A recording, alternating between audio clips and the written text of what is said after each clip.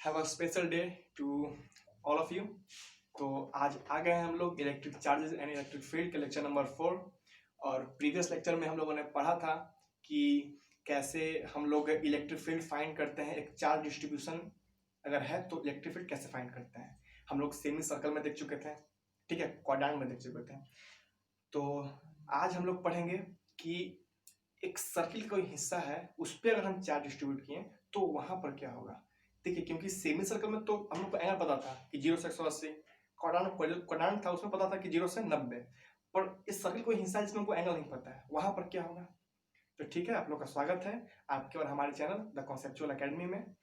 तो चलिए शुरू करते हैं। तो क्या किए हम कि सर्किल का कोई एक हिस्सा लिए, सर्किल का कोई एक हिस्सा लिए, ठीक है। इसका मान लीजिए सर्किल का सेंटर होगा, एक डिस्टेंस कितना होगा r, ठीक है। इसको ज्वाइन कर लीजिए। मान लीजिए कि जो दोनों का यहाँ पर एंगल कितना बन रहा होगा, मान लीजिए कि थीटा एंगल बन रहा होगा, थीटा एंगल बन रहा होगा। इसको बीच से हम लोग बाइसेक्ट कर लेते हैं, ठीक है।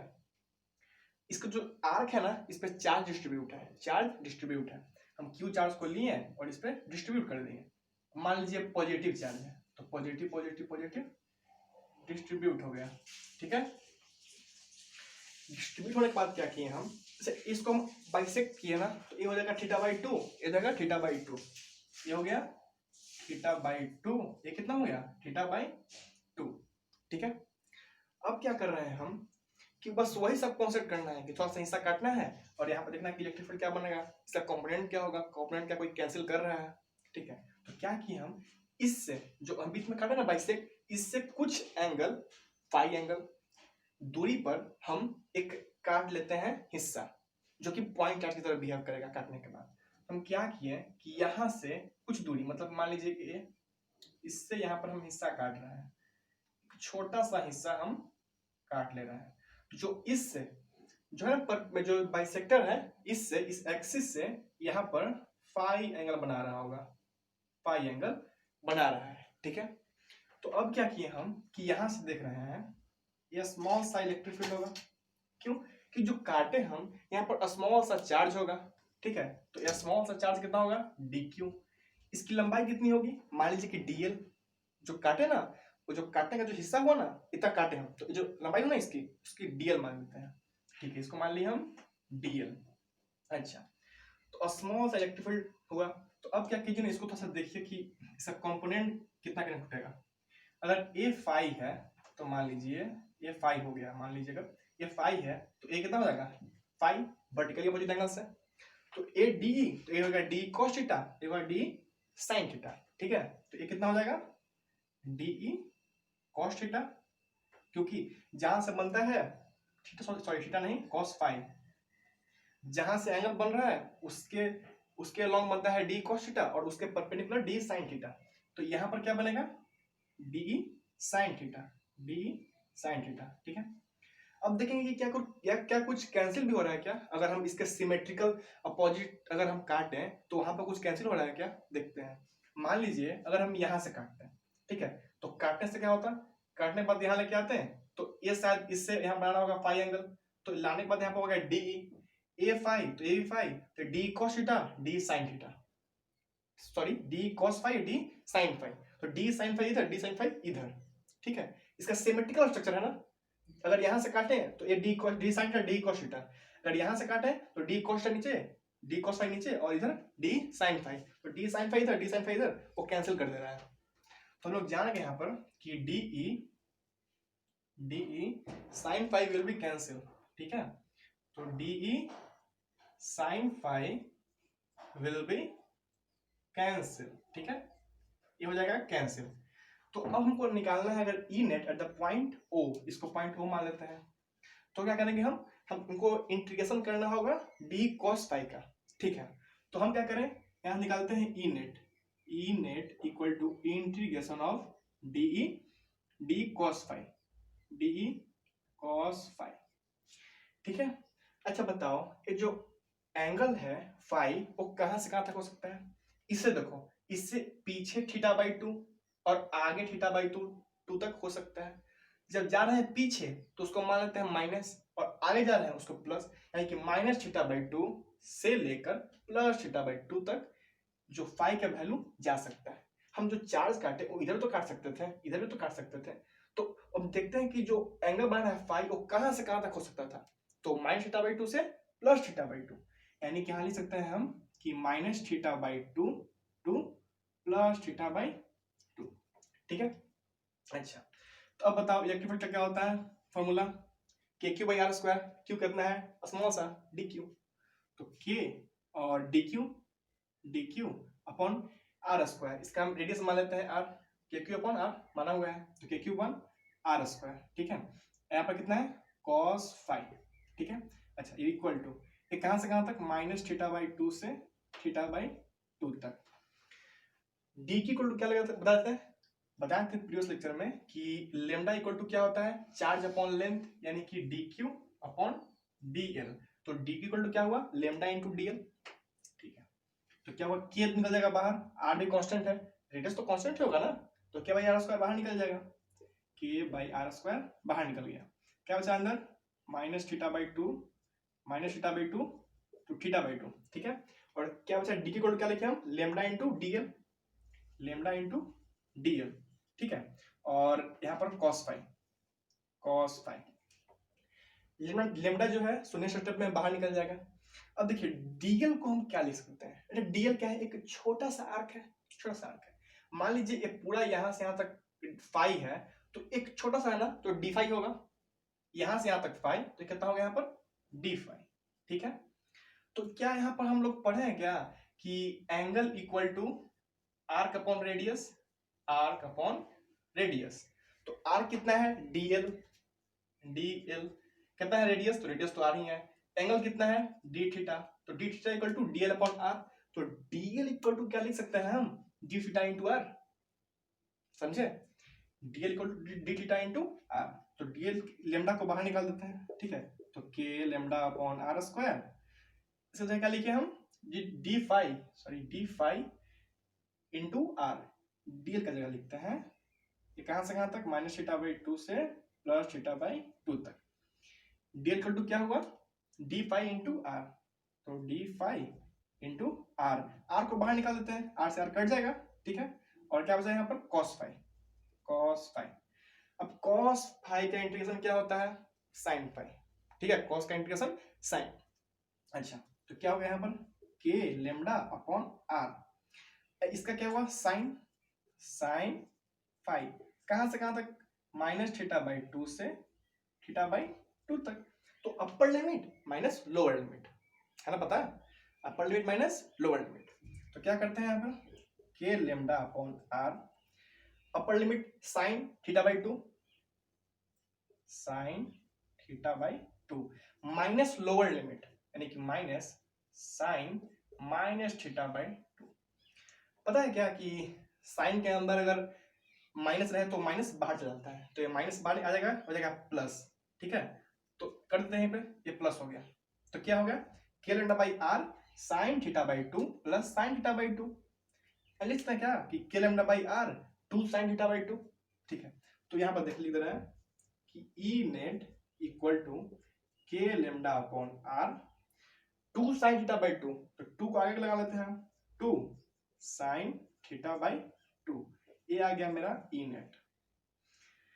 इसको थोड़ा सा फिल कीजिए आप, फिल ऐसा करते हैं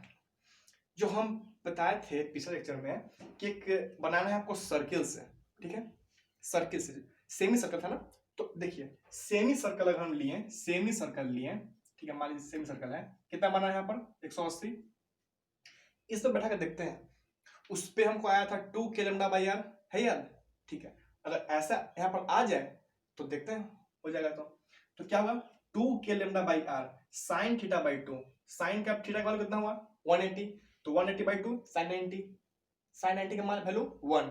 यानी कि 2 के लेमडा बाई आर यहाँ पर आ जा रहा है। अगर हमको ये फॉर्मूला याद है तो इससे हम क्वाड्रेंट का,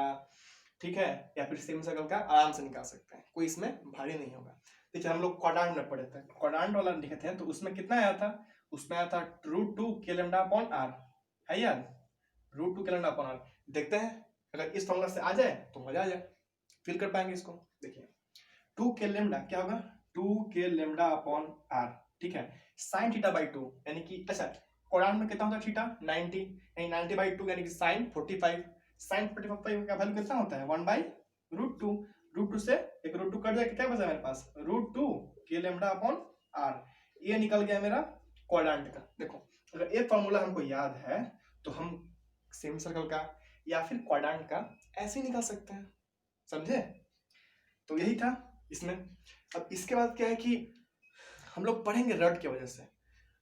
प्रीवियस लेसन में पढ़े थे रड अगर हॉरिजेंटली रखा हुआ है तो अब वर्टिकली रखेंगे, देखेंगे कि अब क्या हो रहा है। इस पॉइंट से देखेंगे कि हर एक पॉइंट पर हर एक चार्ज के लिए डिस्टेंस अलग अलग हो रहा है, तो उसके वजह से क्या इलेक्ट्रिक फील्ड होगा, ठीक है। ठीक है, अब देखते हैं सब आप नोट डाउन करते रहिए ताकि आप अगर आपको रिवाइज करना हो तो आप बस पेज पलटें और आपका पूरा सा रिवाइज हो जाए, क्योंकि बोर्ड एग्जाम के लिए सब बहुत ही कंपलसरी है, वो सीबीएसई हो या फिर बिहार बोर्ड या फिर दूसरा बोर्ड, कोई बोर्ड हो। अब हम क्या कर रहे हैं कि एक रड ले रहे हैं, ठीक है, एक रड लिए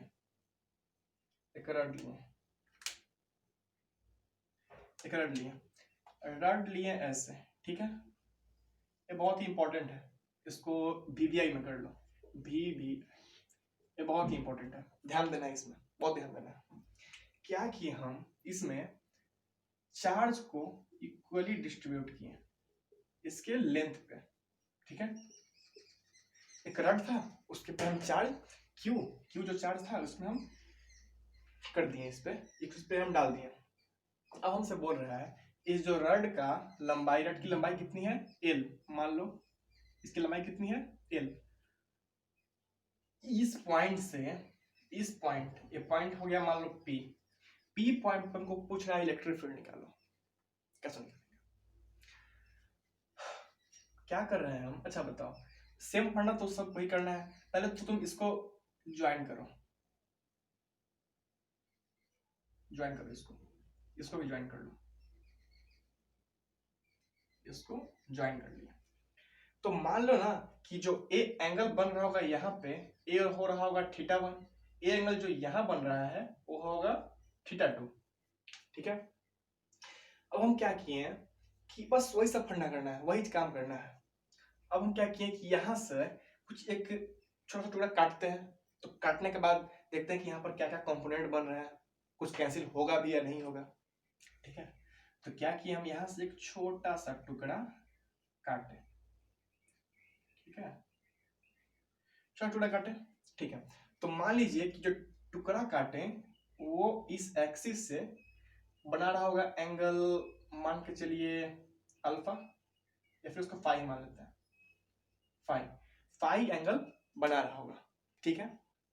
और जो ये लंबाई है ना, मतलब इस पॉइंट से जहां तक काटे हम उसका लंबाई हम मान लीजिए स्मॉल एल, ठीक है, और स्मॉल एल हो गया। तो यहां से यहां तक स्मॉल एल कहां तक है, यहां से यहां तक, तो एक कितना होगा डीएल, छोटा सा एल का पार्ट हो जाएगा डीएल। अब चार्ज कितना होगा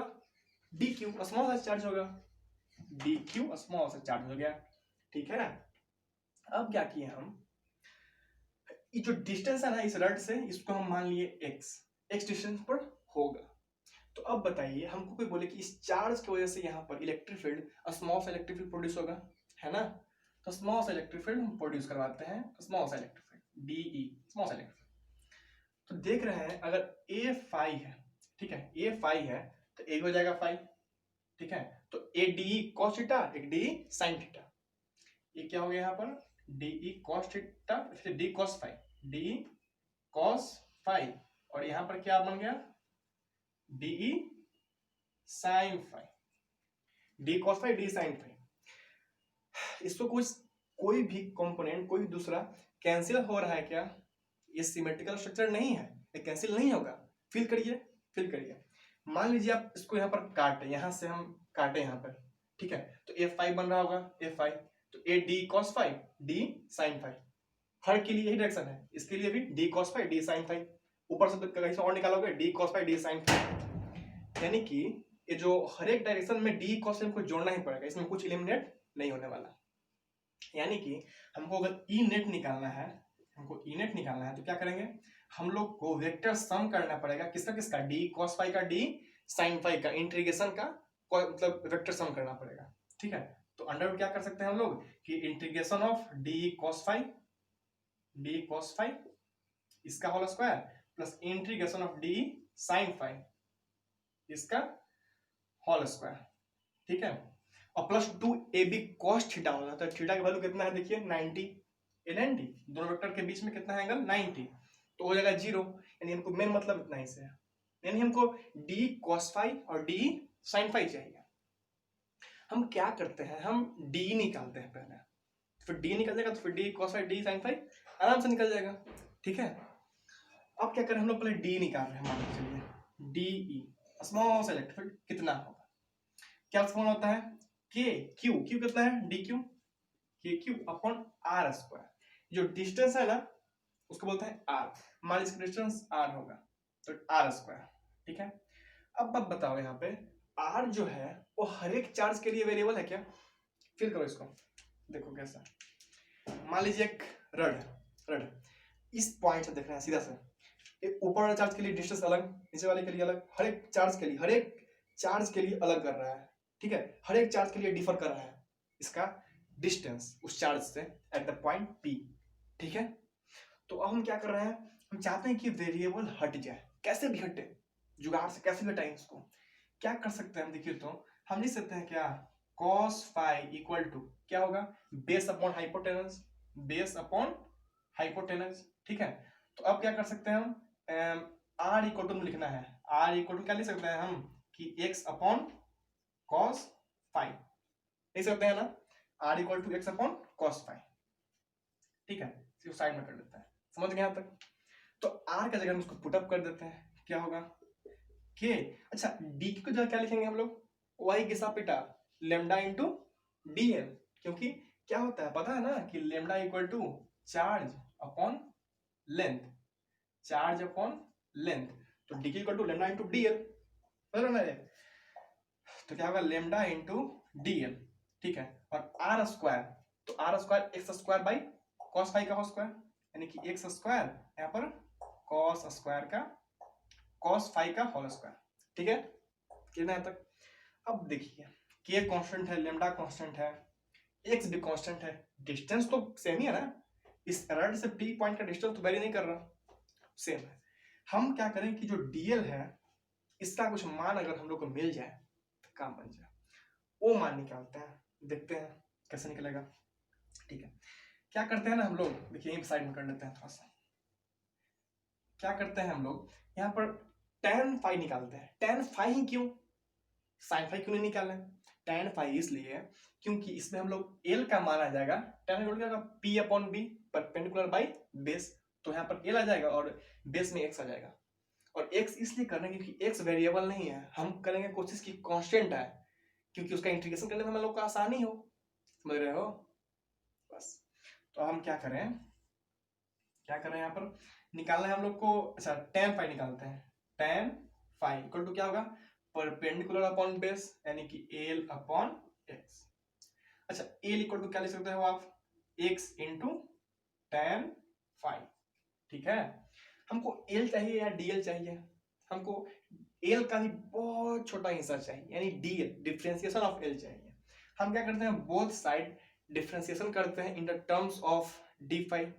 हम डिफरेंशिएशन किए तो क्या मिला हमको dl upon d phi equal to differentiation of x tan phi in terms of d phi, समझे यहाँ तक। अच्छा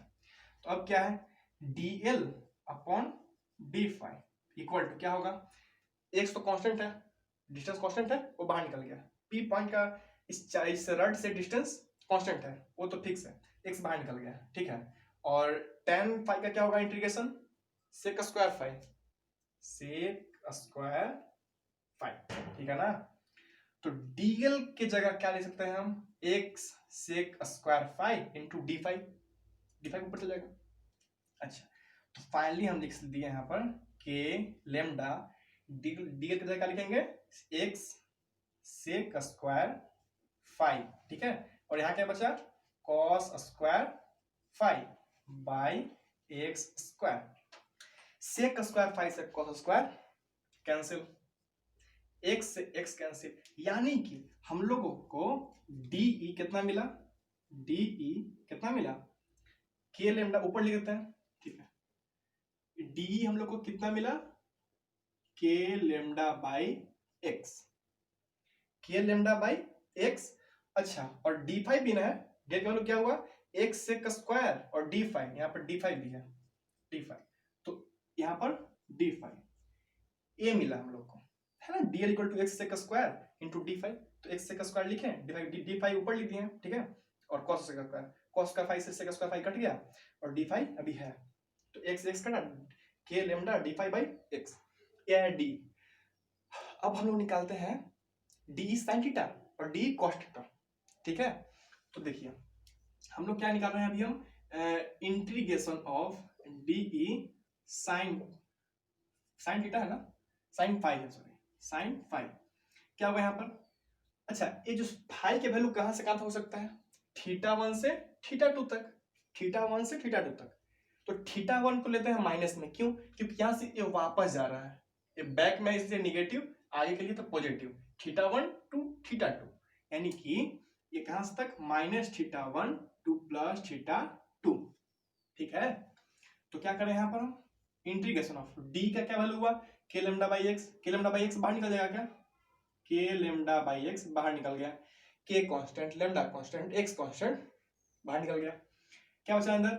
d5 और sin फाइव, तो sin फाइव और इन टर्म्स ऑफ d5 कहां से कहां तक, -θ1 से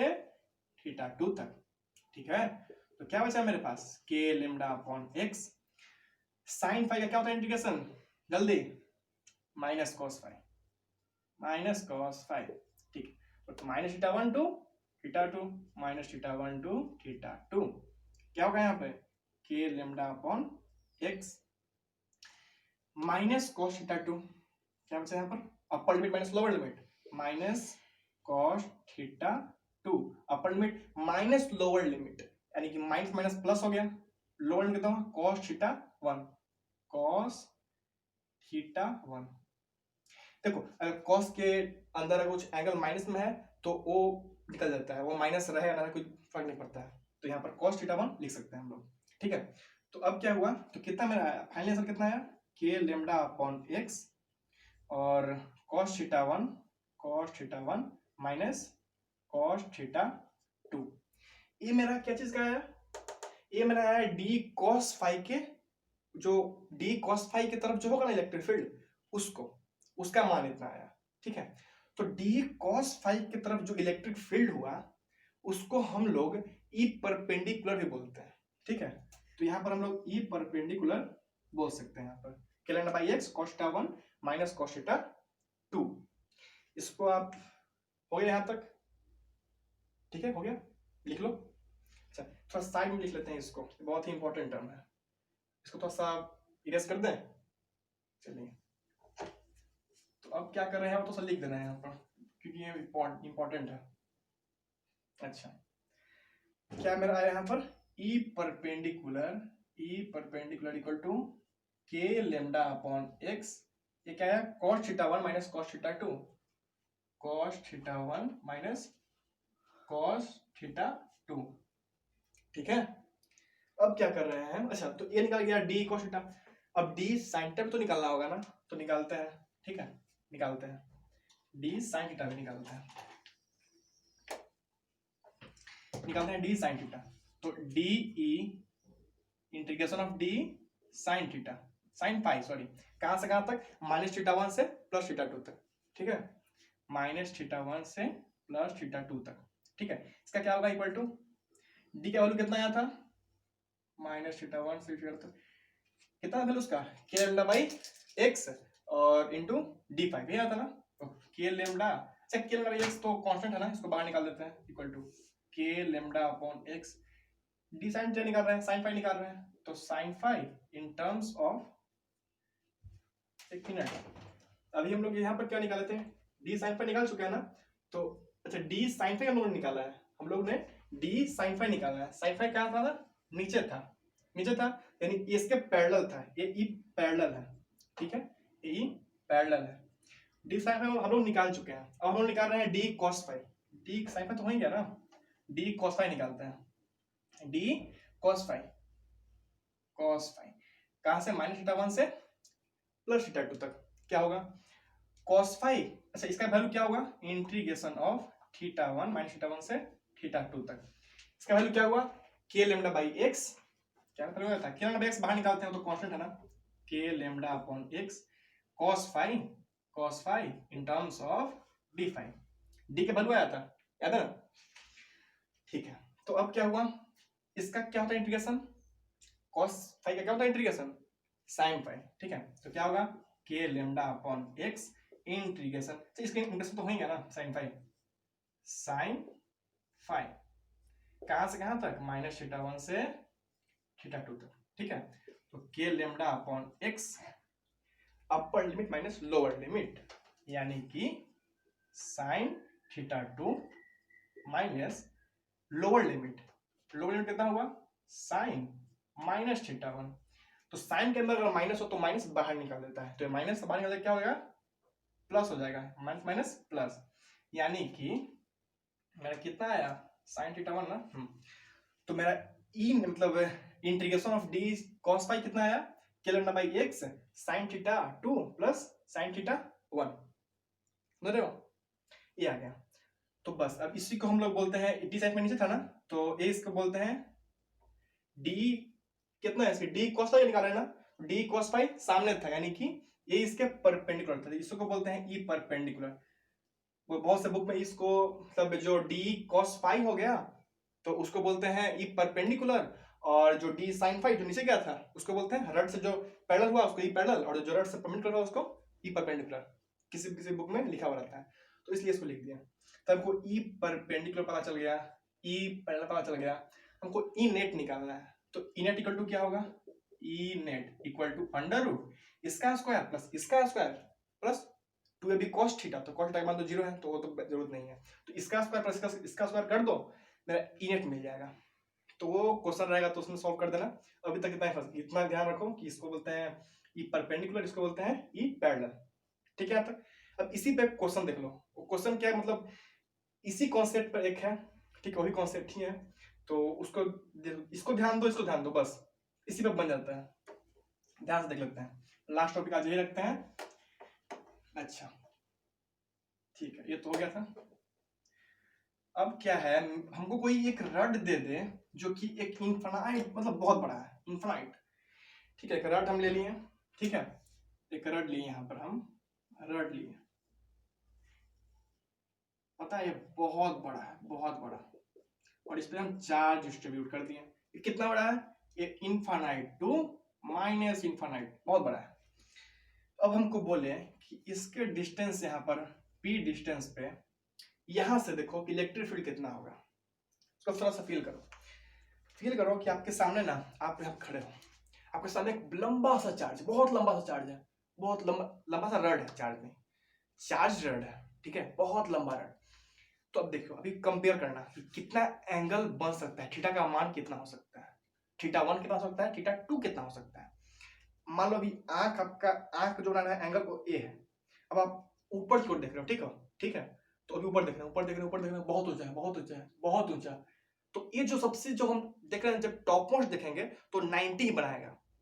बहुत सारे साइंटिस्ट यहाँ पर एज्यूम किया गया है कि ये जो थीटा है, जो थीटा बनेगा यहाँ पर, थीटा बनेगा वो 90 होगा, पर क्यों होगा आपको फील आ रहा है, फील कीजिए इसको कि आप मान लीजिए कि बहुत बड़ा रड है, वहां से देख रहे हैं अगर हम, तो ये अगर माने कि मैंने आंख का जो एंगल बना रहा है यहाँ पे ऐसे, तो ये 90 तक ही बन सकता है, ऊपर देख सकता है, और देखेंगे और तो बहुत ऊंचा है, आप कितना देखें, और देख रहे हैं नीचे तो देख रहे हैं कि बहुत नीचे, बहुत नीचे, बहुत नीचे, बहुत नीचे तक है 90। तो क्या करते हैं हम लोग कि एज्यूम करते हैं, assume that theta equal to 90 degree, theta equal to 90 degree. अब हमको बोले कि ई नेट निकालो, तो ई नेट इक्वल टू कैसे निकालेगा, अंडर रूट ई पैरेलल का स्क्वायर प्लस ई परपेंडिकुलर का स्क्वायर, यही होगा ना। अच्छा निकाल लेते हैं हम लोग, देखो ई पैरेलल कितना आएगा, k lambda by x cos θ1 minus cos θ2, यानी cos 90 का मान 0, 0 माइनस 0 इक्वल टू 0, यानी कि ई पैरेलल तो 0 आ गया, ई पैरेलल 0 हो गया, ठीक है। अब क्या बचा, ई परपेंडिकुलर, ये कितना आएगा, k lambda by x, sine theta 1 plus sine theta 2, बात तो ये वाला, तो साइन 90 प्लस साइन 90, यानी कि साइन 90 का मान 1, साइन 90 का 1 प्लस 1 2, तो 1 प्लस 1 2, यानी कितना आया मेरा 2k लैम्डा अपॉन एक्स, यानी कि ये तो हो गया 0, ये हो गया 2k लैम्डा अपॉन एक्स, इसका क्या होगा 2k लैम्डा अपॉन एक्स, इसका होल स्क्वायर, पढ़ रहे हो, स्क्वायर से रूट कैंसिल हो गया, क्या बचा 2k लैम्डा अपॉन एक्स, यानी कि इस पॉइंट P पर अगर कोई हमको पूछ ले कि इलेक्ट्रिक फील्ड नेट कितना होगा, ई नेट कितना होगा, तो हम लोग लिखेंगे 2k लैम्डा अपॉन एक्स, ठीक है। तो ये मेरा आ गया E net at the point P which is the distance, यहाँ पे x मान लो कि x डिस्टेंस पे है, x हो गया, लैम्डा क्या है, इसका चार्ज पर यूनिट लेंथ हो गया, ठीक है। अच्छा, बस यही है इसमें, और अब हम लोग आज का लेक्चर समाप्त करते हैं, और कल हम लोग क्या पढ़ेंगे, कल हम लोग पढ़ेंगे एक चार्ज रिंग की वजह से, एक रिंग है, रिंग के हम रिंग से एक्सियल डिस्टेंस रखें, एक रिंग है उस पर एक्सियल डिस्टेंस रखें, अब देखेंगे कि जो एक्सियल डिस्टेंस रखे किस पॉइंट पे, उस पॉइंट पे इलेक्ट्रिक फील्ड हर एक चार्ज की वजह से कितना होगा, ठीक है। तो ये बहुत इंटरेस्टिंग टॉपिक है, तो तब तक आप पढ़ते रहिए, ऑल द वेरी बेस्ट।